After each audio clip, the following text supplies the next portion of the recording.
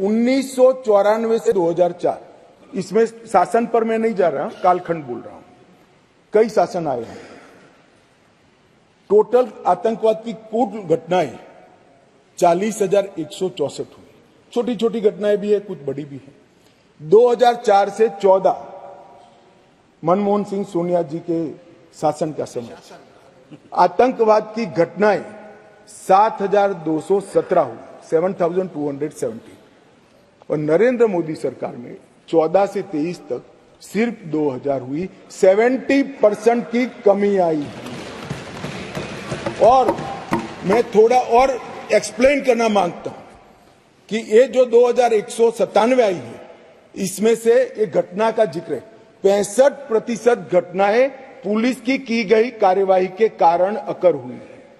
मतलब कोई जगह पे सूचना मिलती है कि आतंकवादी छिपा है, पुलिस इस पर हमला करती है तो भी वो आतंकवादी मुठभेड़ मानी जाती है। इस प्रकार की 70% कमी आई है 2004 से 14 में, और 14 से 23 में नागरिकों के मृत्यु के अंदर 72% की कमी आई है, और सिक्योरिटी फोर्सेस के मृत्यु के अंदर 59% की कमी नरेंद्र मोदी सरकार में। इसलिए मैं कहता हूं, मैं ठीक ही कहता था, अलगाववाद की भावना का मूल, उसका उद्भव स्थान आर्टिकल 370 है, वो जाएगा। अलगाववाद की भावना भी over a period of time खत्म होगी और आतंकवाद भी खत्म। और कल पथराव की बात करते, मैंने 2 साल लिए हैं साहब। 2010 2654 पथराव की घटनाएं हुई थी 2010 में। 2023 में 0, एक भी पथराववाद की घटना। ऑर्गेनाइज हड़ताल, जो कॉल देकर पाकिस्तान से कॉल देते थे इनके आका, और कश्मीर की वैली और जम्मू बंद हो जाते थे। 132 ऑर्गेनाइज हड़तालें हुई थी 2023 में, एक भी हड़ताल नहीं, एक भी बंद नहीं। मान्यवर, पथराव में नागरिकों की मृत्यु 2010 में 112 हुई थी, 23 में क्योंकि पथरावी नहीं हुआ है, नो इंजर्ड नो डेथ।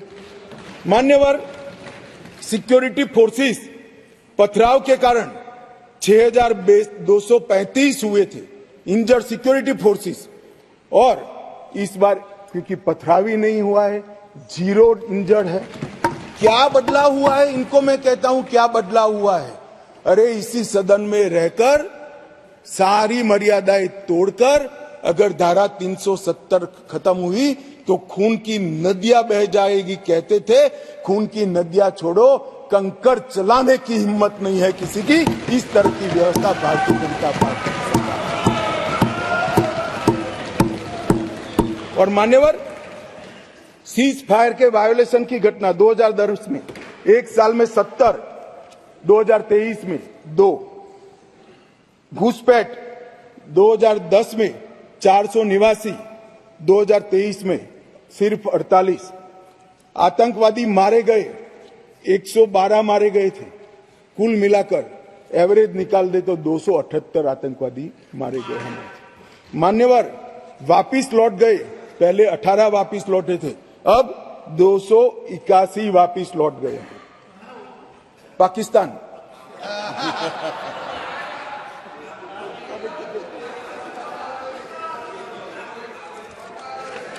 मान्यवर, और वो ऐसे ही नहीं हुआ है। जम्मू कश्मीर की लोगों की सुरक्षा और इनके जीवन की क्वालिटी सुधारने के लिए नरेंद्र मोदी जी के नेतृत्व में भाजपा सरकार ने अथक परिश्रम किया है।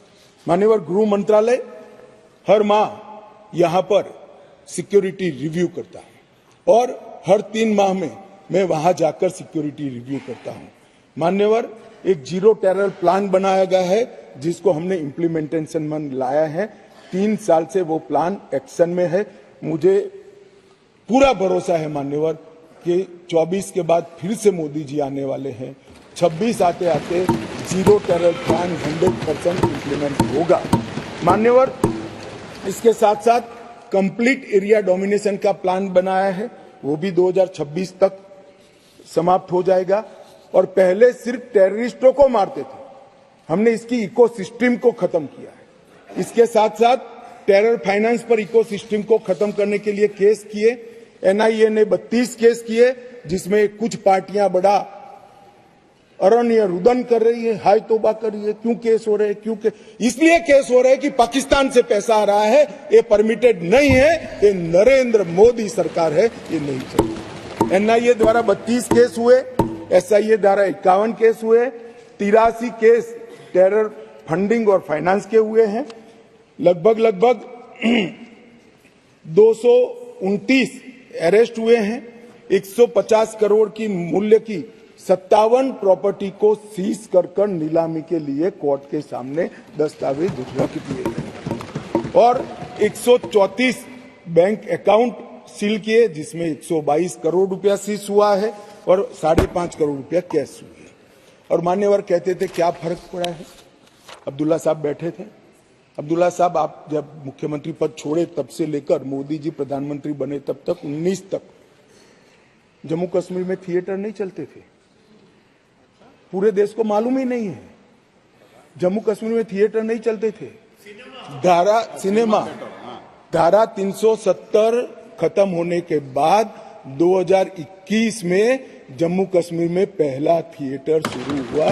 30 साल के बाद क्या परिवर्तन हुआ है पूछते हैं, इसलिए मैं कह रहा हूं कि यह परिवर्तन हुआ है। श्रीनगर में एक मल्टीप्लेक्स बना, पुलवामा, शोपिया, बारामूला, हंदवाड़ा 4 नए थिएटर खुले। 100 से अधिक फिल्मों की शूटिंग शुरू हो गई। जो फारूक साहब ने अंतिम देखा होगा, बाद में नहीं देखा होगा किसी ने, अब शूटिंग शुरू हो गई है।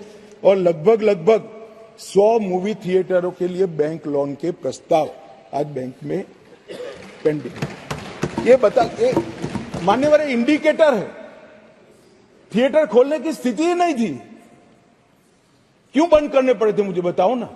ऐसा तो है नहीं कि जम्मू कश्मीर में कोई थिएटर पिक्चर देखना नहीं चाहता है, आराम से देखे जाते थे, मगर बंद करने पड़े थे। मान्यवर लगभग कहते थे कि क्या हुआ था कि 370 खत्म करना पड़ा।